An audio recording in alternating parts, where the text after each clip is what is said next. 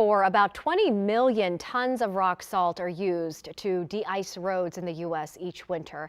And as temperatures rise and the snow begins to melt, these chemicals, they seep into the soil and can be absorbed by trees. And joining us now is Davy Tree Arborist Lou Meyer with tips on how to protect our yard and our trees. Lou, it's good to see you. I know you're joining us from Ellicott City.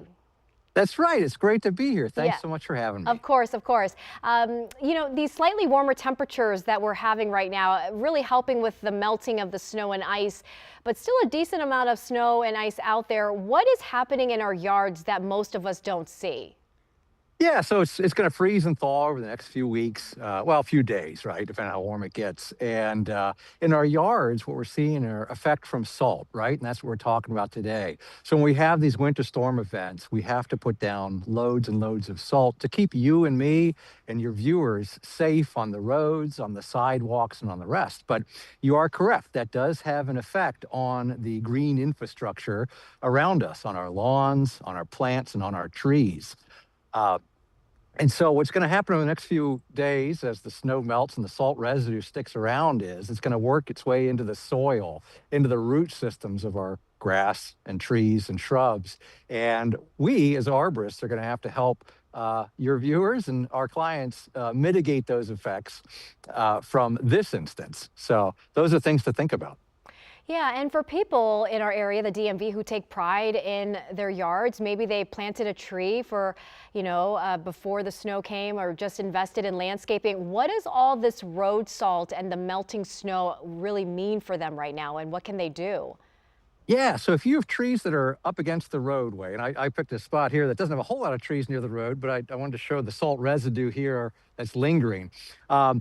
What we want to do to protect these is water them. Now, I know it's freezing out, so don't turn your hoses on right now. But if we do have a warm spell in the next few weeks where you can spend a little bit of time with your hoses on, flush out that soil as much as possible. So get some water on there to flush the salts out.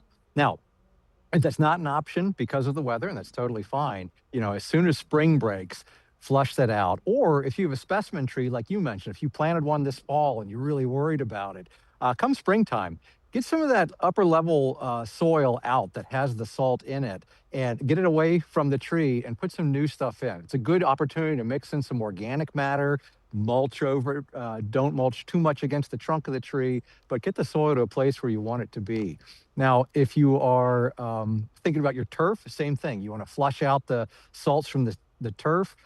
It's really tough to do in the wintertime, so you got to wait till spring, but get as much water in there as possible. And then going forward, what you want to do is water your trees and your shrubs and your turf for long periods of time, but less frequently. Instead of irrigating every day or every night, maybe for like a few minutes, maybe do once, twice a week for a longer amount of time. And what you're doing is you're allowing water to get down deeper into the soil. And so those roots are going down deeper into the soil to get to it. So that next year and the year after, when we get a lot of snow and that salt's there, it's not in the root system at the surface. Those roots are down below where the salt damage is. Okay, I like that long-term outlook. Now, as we head toward a spring bloom season, I believe we're 37 days away from spring. What should people expect if their trees have been really stressed by the salt, and is there still time to prevent bigger problems later this year? A great question. So you're going to see different reactions in different types of trees. For your evergreen trees, the ones that hold their leaves and needles throughout the winter, if they have significant salt damage, you'll see those start to yellow in the springtime, yellow and kind of turn paler.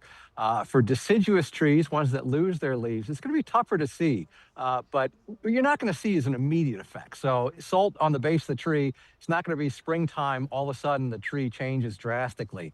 So it's not going to be like a switch is flipped. So you're going to have to observe over time. But yeah, to get to your question, you're going to want to protect them by, again, watering a lot to flush out those salts and to make sure that the trees and shrubs have the water that they need. Fertilizing your trees is a great idea. So getting the nutrients to the root system where they need to be. And if you have any questions, call an arborist. I mean, Davy Tree, we make free house calls. We'll come out and assess your trees and shrubs to make sure that they're as healthy as they can be. And that's the best way to protect them. Yeah, if you don't know what you're doing, definitely lean on an expert. Davy Tree Arborist Lou Meyer, thanks so much for that insight, your tips, and for joining us this afternoon. You're very welcome. Stay warm out there. You It'll get here too. soon Get enough. inside. Yeah, I will. All right. Thanks, Lou.